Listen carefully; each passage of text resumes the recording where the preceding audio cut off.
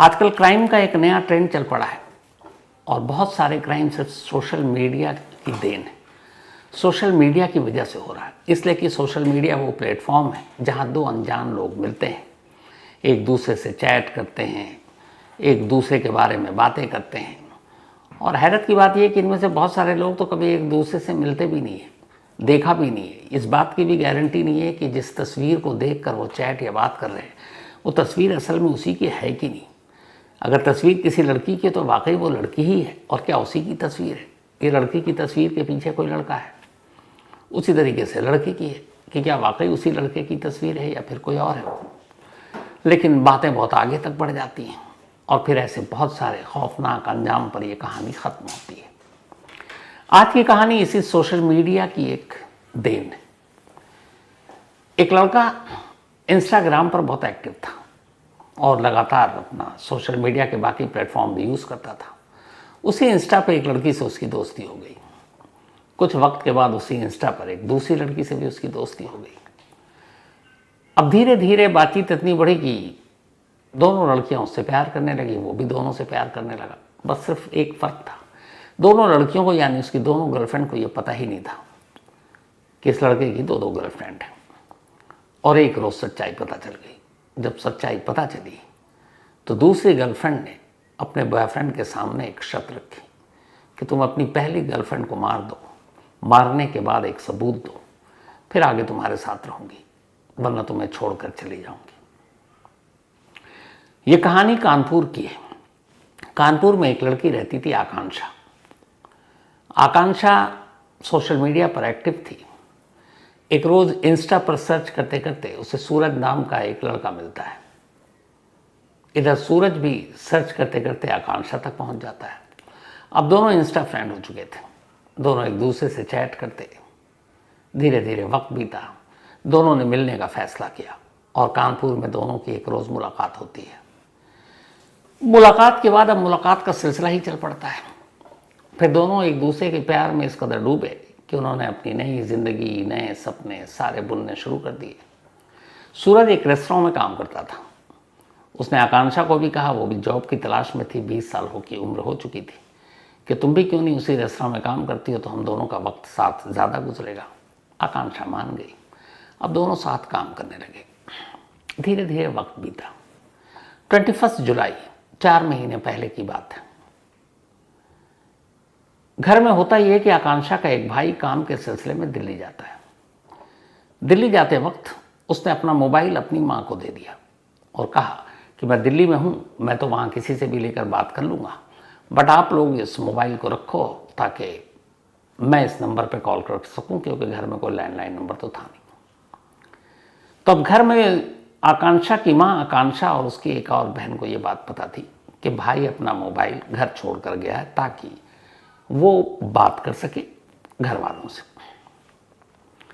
इधर अब आकांक्षा अपने घर से दूर कानपुर में है। कानपुर से कुछ दूरी पर उनके माँ बाप रहते थे, तो वो कानपुर में ही जॉब के सिलसिले में रहती थी। और कायदे से रहती क्या थी, वो सूरज के साथ एक तरह से लिव इन में रह रही थी। 21 जुलाई की तारीख आती है, आकांक्षा अपने घर वालों से बात नहीं करती। फिर 22, फिर 23, 3 दिन बीत जाते हैं। आकांक्षा की माँ परेशान। आकांक्षा की माँ फ़ोन कर रही है, लेकिन आकांक्षा फ़ोन काट देती है। फिर इसी दौरान आकांक्षा का एक मैसेज आया माँ के मोबाइल पर। उसने कहा, मैं बिज़ी हूँ माँ, बाद में आपसे तसल्ली से बात करूँगी। 3 दिन से बेटी से बात नहीं हो रही थी। माँ परेशान थी, घबराई हुई थी। लेकिन जैसे ही ये मैसेज पढ़ा, बेटी का मैसेज आ गया, तो माँ को खुश होना चाहिए, लेकिन इस मैसेज के पढ़ते ही माँ और ज़्यादा परेशान हो जाती है। उसने कहा, ये क्या? उसने मैसेज में ये क्यों लिखा कि माँ आप परेशान ना हो, मैं बिज़ी हूँ, बाद में आ जाऊँगी। जबकि उसे पता है कि ये फ़ोन भाई का है, तो उसको भैया लिखना चाहिए था, और यहाँ वो माँ लिख रही है। माँ परेशान, उसे लगा 3 दिन से गायब है, कुछ तो गड़बड़ है। उसने इधर उधर पता करना शुरू किया, आकांक्षा का कहीं सुराग नहीं मिला। तब आकांक्षा की माँ विजयलक्ष्मी एक रोज़ पुलिस स्टेशन पहुँचती है और पुलिस स्टेशन जाकर अपनी बेटी की गुमशुदगी की रिपोर्ट दर्ज कर देती है। अब पुलिस वाले रिपोर्ट दर्ज करते हैं। उस रेस्टोरेंट में जहाँ वो काम करती थी, पुलिस वहाँ पहुँचती है। वहाँ से उसका पता निकाला जाता है, जहाँ वो कानपुर में रह रही थी। इत्तेफाक से उस रेस्तरां के कई ऐसे कुलीग थे जिन्हें पता था कि सूरज और आकांक्षा एक साथ लिव इन में रहते हैं। उन्होंने ये बात बताई। पुलिस सूरज तक पहुंची, सूरज से पूछताछ की। सूरज ने कहा कि 21 तारीख को उसकी और आकांक्षा की लड़ाई हो गई और उस लड़ाई के बाद आकांक्षा उसके घर से चली गई और फिर उसके बाद से कोई पता नहीं, न मैंने कॉल किया, न मेरी बात हुई। मुझे लगा अपने घर चली गई।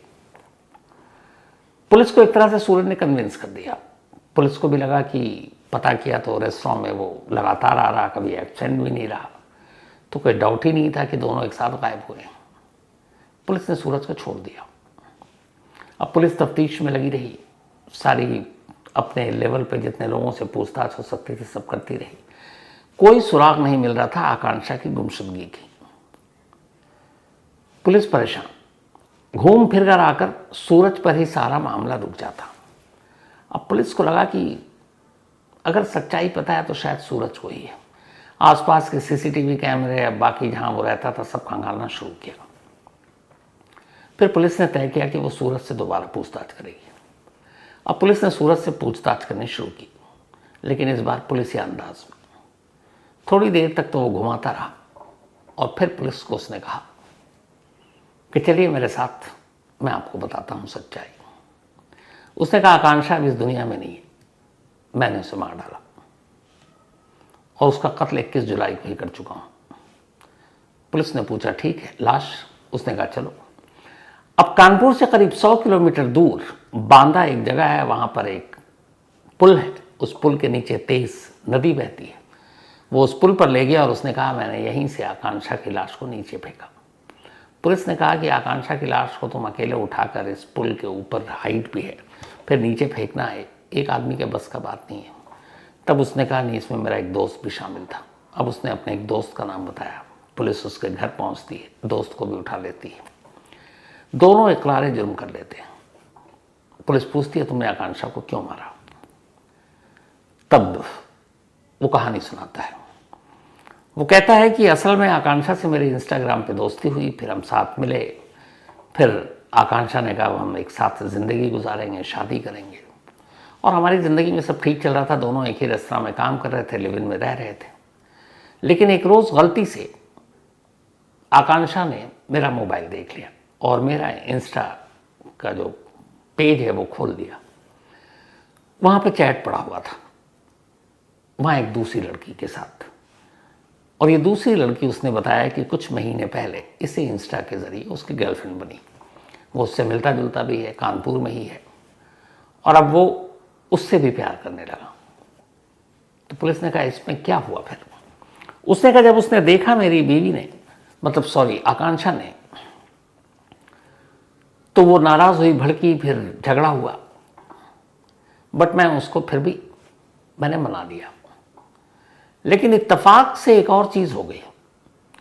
उसी इंस्टा के ज़रिए मेरी दूसरी गर्लफ्रेंड को मेरी पहली गर्लफ्रेंड यानी आकांक्षा के बारे में भी पता चल गया। उसने भी मोबाइल पे वो चैट देख लिया। तो अब 2 गर्लफ्रेंड, और दोनों को एक दूसरे के बारे में जानकारी मिल गई कि इसकी ज़िंदगी में सिर्फ एक नहीं है, 2 है, पहली गर्लफ्रेंड और दूसरी गर्लफ्रेंड। तो पुलिस ने कहा फिर भी ठीक है, लेकिन इसके लिए आकांक्षा को क्यों मारा? तो उसने कहा जब दूसरी गर्लफ्रेंड को ये बात पता चली तो उसने मुझसे झगड़ा किया, बातचीत बंद की, मैं उसको मनाता रहा। फिर एक रोज़ उसने मुझसे कहा कि ठीक, मैं तुम्हारी ज़िंदगी में वापस आ जाऊंगी, पर शर्त एक है, और वो शर्त ये है कि तुम अपनी गर्लफ्रेंड को, जो पहली गर्लफ्रेंड है यानी आकांक्षा, उसे मार डालो। न सिर्फ मार डालो बल्कि मारने के बाद मुझे सबूत चाहिए कि वो मर चुकी है। तो पहले तो कुछ सूरज को समझ नहीं आया। उसने कहा तुम कैसी बातें कर रही हो, लेकिन वो अपनी बात पे अड़ी रही। सूरज ने कहा मेरे पास कोई रास्ता नहीं था। मैं 21 तारीख को घर आया, फिर मेरी लड़ाई झगड़ा हुआ आकांक्षा से। इसके बाद मैंने उसको मार डाला, गला घोट कर। मारने के बाद अब समझ में नहीं आया कि लाश को कहाँ फेंके। तब मैंने बांदा में रहने वाले अपने एक दोस्त को फ़ोन किया, उसे घर बुलाया। घर बुलाने के बाद उसे सारी बात बताई, और फिर ये हुआ कि इस लाश को ठिकाने लगाना है। तो हमने उस लाश को एक बैग में रखा। बैग में रखने के बाद मेरे दोस्त के साथ मोटरसाइकिल पर उसी बैग को रखकर कानपुर से 100 किलोमीटर दूर तक ट्रैवल किया, एक लाश को बैग में रखकर। 100 किलोमीटर दूर जाने के बाद उसे बांदा में एक पुल नज़र आया, जिसके नीचे उफनती तेज धार नदी दिखाई दी। रात का वक्त था, दोनों पुल पर पहुंचे और उस बैग को ऊपर से नदी में फेंक दिया। फेंकने के बाद चले आए। आने के बाद अब उसे लगा कि आकांक्षा के मोबाइल पे घर वालों का फ़ोन आएगा, तो जब वो आता काट देता।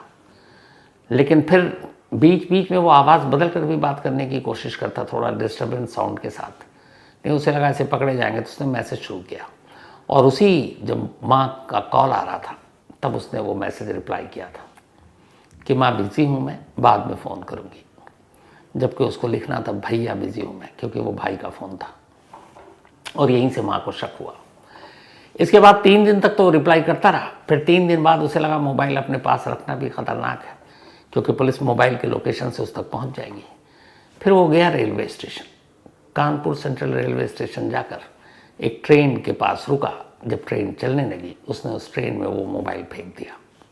उसको ये था कि ये ट्रेन जहाँ जहाँ ट्रेवल करेगी, मोबाइल का लोकेशन वैसे वैसे बदलता जाएगा, और जब पुलिस के पास ये मामला पहुँचेगा तो फिर कानपुर से दूर लोकेशन दिखाएगा आकांक्षा का, क्योंकि ट्रेन अलग अलग शहरों से होकर गुजरेगी। तो उसने पुलिस को यह भी उलझाने के लिए कर दिया काम। अब जब उसने बताया तो अब पुलिस की टीम पहुंची बांधा और उस नदी में लाश की तलाश शुरू की। अब 4 महीने पहले कत्ल हुआ, 4 महीने पहले उसने लाश फेंकी, 4 महीने बाद पुलिस उसे तलाश कर रही है। बहती नदी, तेज बहाव, कोशिश की, लाश अब तक नहीं मिली और मिलने की गुंजाइश और उम्मीद भी अब बहुत कम है। तो पुलिस ने पूछा कि अच्छा तुमने लाश फेंका और एक कहानी और भी सुनाई थी कि मरने से पहले उसको मरने के बाद के सबूत चाहिए। उसने कहा जब मैंने उसको गला घोंट कर मार डाला तब मैंने एक सेल्फी ली थी आकांक्षा की बॉडी के साथ, उसकी लाश के साथ, और वो सेल्फी मैंने अपनी उस गर्लफ्रेंड को भेज दिया। इत्तेफाक से वो सेल्फी एक सबूत बन गया पुलिस के लिए, क्योंकि वो लाश के पास खड़ा लाश के साथ सेल्फी ले रहा है। सेल्फी वाला मर्डर भी कह सकते हैं इसे आप। और उसने अपनी उस गर्लफ्रेंड को भेज दिया। हैरत की बात यह है कि एक लड़की का कत्ल उसके बॉयफ्रेंड ने किया और दूसरी गर्लफ्रेंड उसी बॉयफ्रेंड से कह रही है कि तुम पहली गर्लफ्रेंड को मार दो तो मैं तुम्हारी जिंदगी में वापस आ जाऊंगी। उसे डरना चाहिए था कि अगर एक गर्लफ्रेंड को वो मार सकता है तो फिर दूसरी की उससे ऊपर से भी खतरा टल नहीं सकता। कल को तीसरी गर्लफ्रेंड के कहने पर वो दूसरी को ही मार सकता था, लेकिन ऐसा हुआ नहीं। बड़ी हैरानी की बात है। उस लड़की की दूसरी गर्लफ्रेंड की शर्त पूरी हुई तो वापस उसकी ज़िंदगी में लौट गई। अब कायदे से अगर देखें तो इस केस में सूरज तो गुनहगार है ही है, उसकी दूसरी गर्लफ्रेंड भी है, क्योंकि कत्ल के लिए उसने उकसाया है। सूरज और उसके दोस्त को पुलिस पकड़ चुकी है। गर्लफ्रेंड के बारे में अभी छानबीन कर रही है, ताकि ये तो नहीं है कहीं कि सूरज उसे भी फंसाने के लिए उसका नाम ले रहा है। पुलिस की तफ्तीश जारी है, लेकिन कहानी अजीब मोड़ पर इसलिए खड़ी है क्योंकि कातिल यहाँ मौजूद है। कातिल इकरार जुर्म भी कर चुका है, कातिल कत्ल की बात भी एक्सेप्ट कर चुका है, लेकिन लाश गायब है। लाश अब तक मिली नहीं। अब 4 महीने का वक्त बीत चुका है। 4 महीने पुरानी बात है। बहती नदी, बहाव तेज, लाश के मिलने की उम्मीद धीरे धीरे अब पुलिस को भी लग रहा है कि कम ही है। अब ऐसे में सवाल ये उठता है कि बगैर लाश के ये केस कहाँ पर जाकर ख़त्म होगा, क्योंकि कातिल का इकरार जुर्म पुलिस कस्टडी में है, सर्कमस्टेंशियल एविडेंस साथ में है। आकांक्षा लौट कर नहीं आई, ये भी पक्का है। आकांक्षा का बाकी किसी ने कभी 21 जुलाई के बाद देखा नहीं, ये भी सच है। तो अब ये पूरा केस एक सर्कमस्टेंशियल एविडेंस पर खड़ा है, परिस्थिति जन्य साक्ष्य, जिसमें लाश नहीं है लेकिन कहानी है, कहानी के साथ कातिल है। अब देखना यह है कि कानपुर पुलिस इस केस को कितना स्ट्रांगली कोर्ट के सामने रखती है ताकि गुनहगारों को सज़ा मिले। कानपुर पुलिस का कहना तो है कि लाश की तलाश अब भी जारी है, पर ना भी मिले तो भी इसमें गुनहगार बख्शे नहीं जाएंगे, कोर्ट से छूट नहीं पाएंगे। वो इससे जुड़े हुए सारे सबूत कोर्ट के सामने रखेंगे। तो उम्मीद यही है, ऐसे गुनहगारों को कड़ी से कड़ी सज़ा ज़रूर मिलनी चाहिए। तो फिलहाल कहानी में आज इतना ही। अब आपसे मुलाकात होगी कल रात 9 बजे किसी नई कहानी के साथ। तब तक अपना और अपनों का ख्याल रखिएगा। Thank you very much.